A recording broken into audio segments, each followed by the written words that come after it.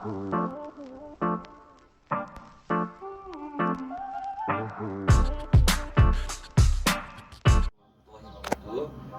daripada kelas BMMA 1/2 ini menjalankan sebuah mini projek berkaitan dengan brake, sistem brake dan bleeding. Okay, dia termasuk kita orang tukar servis brake pad, tukar baru, sama ada kita inspection dulu, sama ada dia perlu ditukar ataupun tidak perlu. And then kita pergi ke inspection daripada segi piston ring, piston untuk piston motosikal LC 135 ni, dan kita last kali kita akan buat bleeding. Kita akan buka head compartment bagi meter panel ni untuk menyenangkan proses bleeding kemudian. Dan kita daripada slot-slot ni saya tadi dah cabut, and then kita akan cabut je. And then dekat sini kita akan tengok ini adalah master cylinder dia untuk motosikal ni, dan ini adalah brake hose dia. So brake hose ni dia function master cylinder ni, dia akan menyimpan fluid dan akan menghantar bendali melalui brake hose ni sampai ke brake pump di bawah ni. So dekat brake pump ni dia akan melalui bendali tadi, dia akan hantar ke brake piston. So brake piston ni akan menolak brake pad untuk kepada brake di sini. So bila brake pad bersentuh dengan benda ni, so dia akan mengurangkan kelajuan, mengurangkan pusingan roda hadapan motosikal ini. So untuk sebelum kita memulakan servis ni, kita kena meleraikan dan membuka tayar, membuka rim melalui nut ni dah. Nut ni bersaiz 13 mm dan sebelah ni 14 mm. So kita gunakan tool yang ada pada kita yang sesuai untuk buka.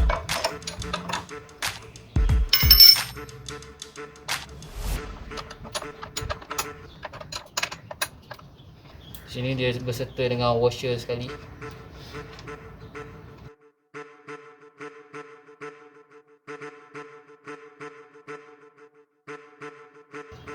So kita kena cabut speedometer ni daripada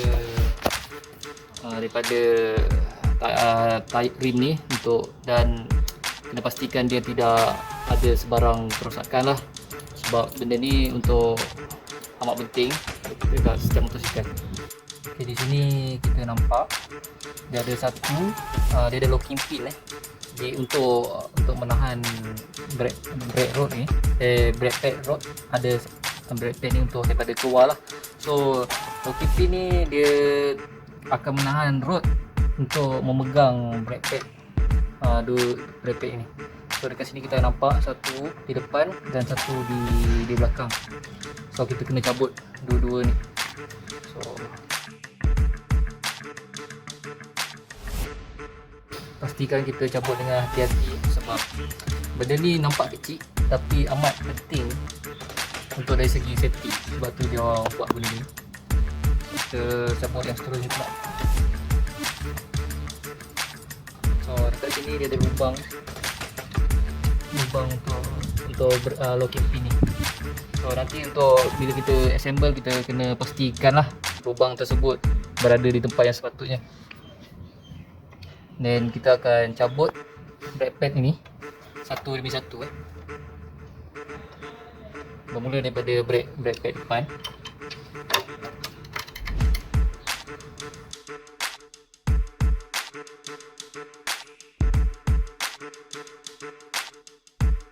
So di sini inilah brake ini adalah rod yang menahan brake pad ini. Nampak dia macam ni dan setiap locking pin akan diletakkan di setiap lubang tersebut untuk menahan daripada ni. Dan seperti kita lihat, ini adalah keadaan semasa brake pad motosikal ini, dan dia ada sedikit haus berbanding yang baru. Dan ini perbezaan yang ketara yang kita nampak. So nampak ketebalan baru dan yang sudah lama lah. Tapi actually benda ni masih boleh digunakan lagi kerana longkang tersebut dan tapak dia masih dalam. So kalau kita nak gunakan lagi, so benda tu masih boleh lah. Okay, di sini kita akan mengambil ukuran ketebalan brake pad ni daripada pad ni hingga ke backing plate. Ini belakang ni kita panggil dia backing plate untuk memegang brake pad ni, brake shoe. So kita akan mengambil dari setiap point 1, 2, 3, 4, 5, 6. Kita akan ambil 6 point dan kita akan mengambil ukuran menggunakan vernier caliper ni lah. Sini kita dah mencatatkan untuk setiap ukuran di sini, di sebelah kanan, di sebelah kiri dan di sebelah kanan. Dan berbanding dengan ukuran yang baru, kita mendapati yang baru ini dia punya bacaan lebih tinggi kerana dia baru, dan seeloknya kita tukar brake pad tersebut kepada brake pad yang baru. Apa yang kita nampak di sini, permukaan ni ada sedikit haus, tapi itu adalah perkara biasa kerana yang menyebabkan dia haus adalah brake shoe. So dekat sini brake shoe akan menggeser brake disc ini untuk mengurangkan kelajuan motosikal, untuk mengurangkan kelajuan pusingan tayar kayak begini. So kita ada dua cara. Satu, untuk sekiranya kita hendak pakai brake shoe yang lama, kita sama ada kita nak pastikan dia boleh digunakan ataupun tidak, kita kena mengetakkan satu kapur di kawasan brake shoe ni, dan kita akan kapur di kawasan brake disc ni. Dan bila kita menggeser menggunakan cara ini, kita geser, sekiranya kita nampak kapur yang berada di brake disc ini akan melekat rata ataupun tidak di brake shoe ni. So kita akan nampak di mana permukaan yang rata dan di mana permukaan yang tak rata. So dalam situasi kami sekarang, disebabkan kita menggunakan brake pad yang baru, so kita tidak membuat pendekatan tersebut, tapi kita akan cukuplah saya sekadar memberi informasi sekiranya kita hendak menggunakan brake shoe yang lama berbanding kita membeli yang baru. So bila yang baru, so dia tak ada masalah dari segi ketebalan, kerana yang baru dia akan mengeluarkan ketebalan yang optimum dan mengikuti spesifikasi kilang. Kita melihat brake pump ni. Di sini kita nampak ada dua batang rod untuk slot kepada brake pump ini. So kita nampak di sini kita dah applykan grease, dan sekiranya kita tidak ada grease, kita boleh gunakan grease spray berbentuk cecair.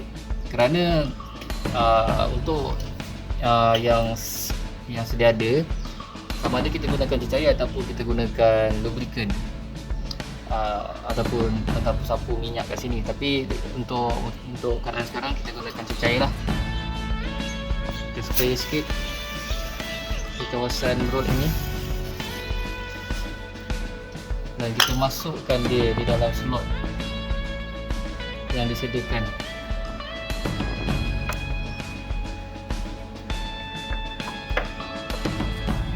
Untuk memasukkan dia kena berhati-hati dan tidak terlalu kasar, kerana benda ni amat sensitif.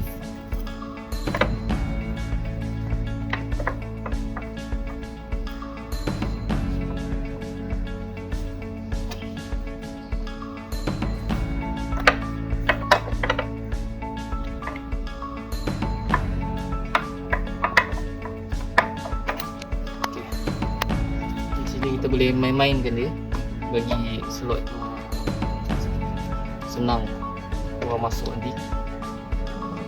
So dia tak ada orang kata friction yang kuat bila kita apply grease di kawasan rod tersebut. Okay, di sini kita nampak ini adalah piston ring, piston untuk brake pump ni. So untuk jenis motosikal ini kita gunakan single piston. Ada motosikal dia menggunakan double piston.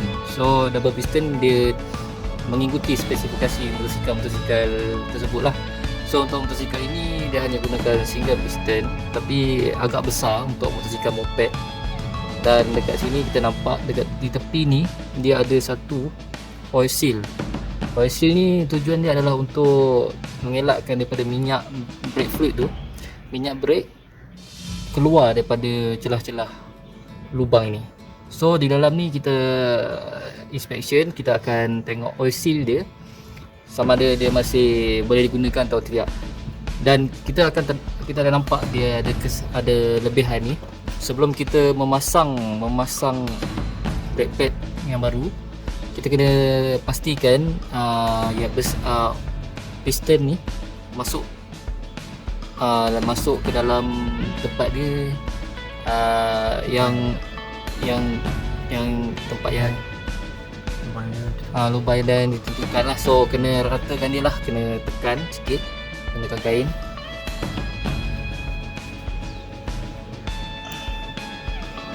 Kena tekan kuat sikit lah.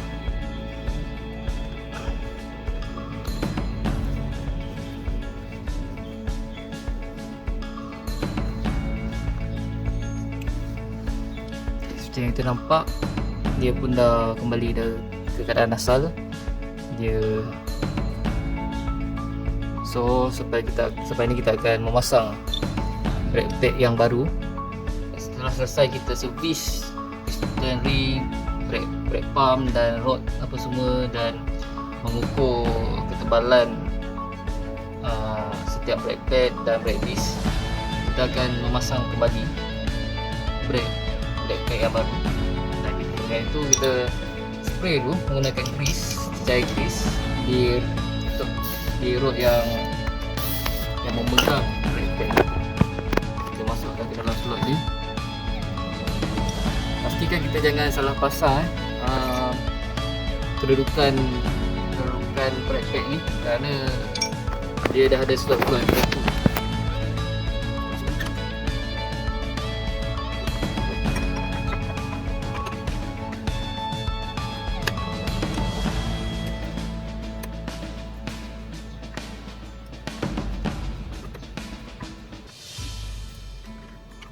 So sebentar tadi kita ada locking pin yang diletakkan di kawasan rod ni. Kita kena meletakkan balik di tempat yang asal. Kerana benda ni nampak kecil tapi penting. Kita spray dulu menggunakan lubricant. Kita letak.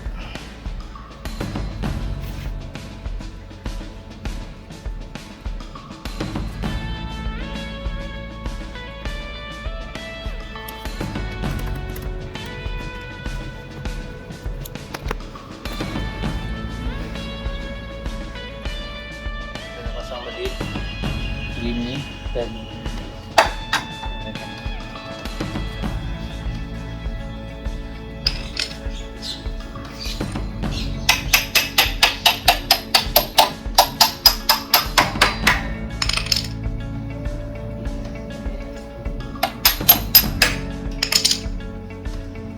bila dah ketat, pastikan bila kita pusing tayar ni dia berjalan, dia berpusing dengan lancar lah, tak ada tersekat-sekat. Sama ada jika dia tersekat, maybe kita ada salah pemasangan di situ, tapi dekat sini dia lancar lah, so tak ada masalah di situ. Okay, seterusnya kita akan bleeding fluid yang ada di dalam master cylinder ni. So dia bermula daripada master cylinder. Kita akan buka dan kita akan refill minyak di dalam master cylinder ni. Kita refill dia.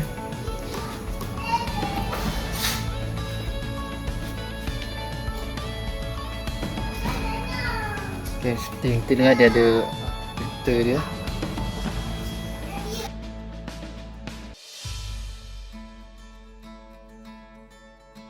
Dia ada seal dia untuk safety, orang kata tak ada debu masuk.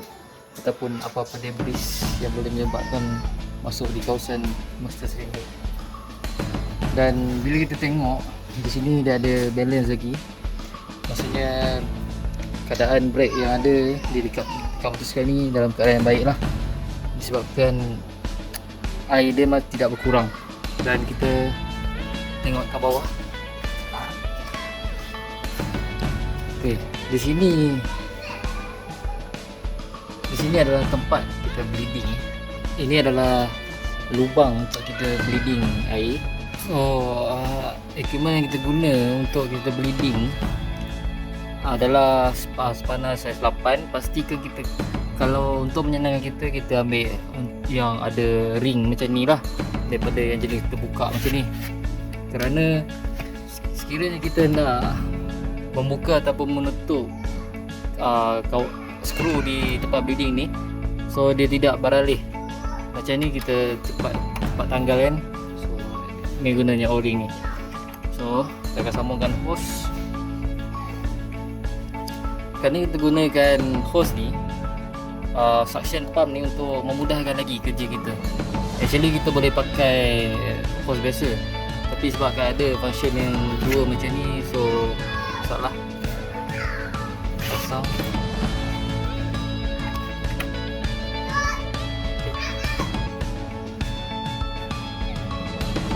So kita dapat lihat kan, minyak sudah mula masuk.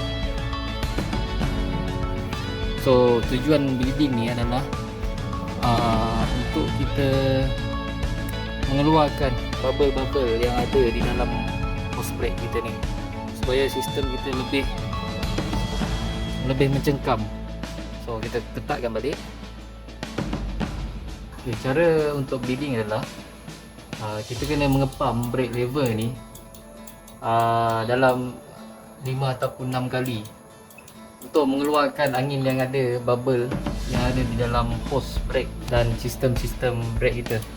So apabila kita menekan, sekiranya kita nak mengeluarkan angin tersebut, masa kita sebelum kita membuka skru, looskan skru ni, kita kena tekan.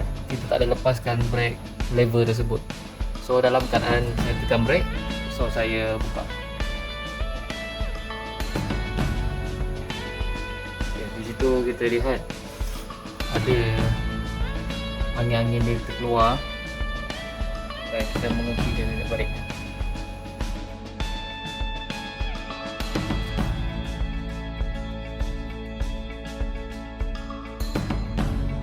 Okey, kita akan mengulangi proses buka dan tekan selama 3 ataupun 4 pusingan lah.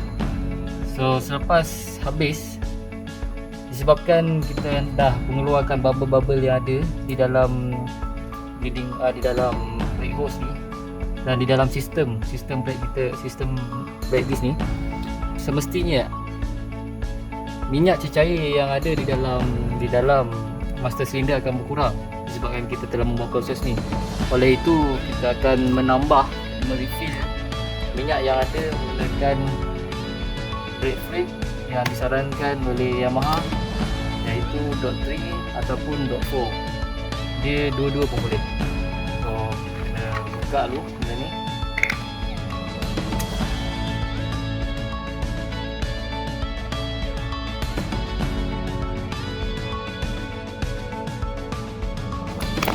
Selepas kita refill, kita akan tutup. Ini adalah dia punya seal, casing seal dia, untuk mengelakkan minyak terkeluar daripada kawasan master brake cylinder ni. So, kita galak sikit minyak yang tertumpah.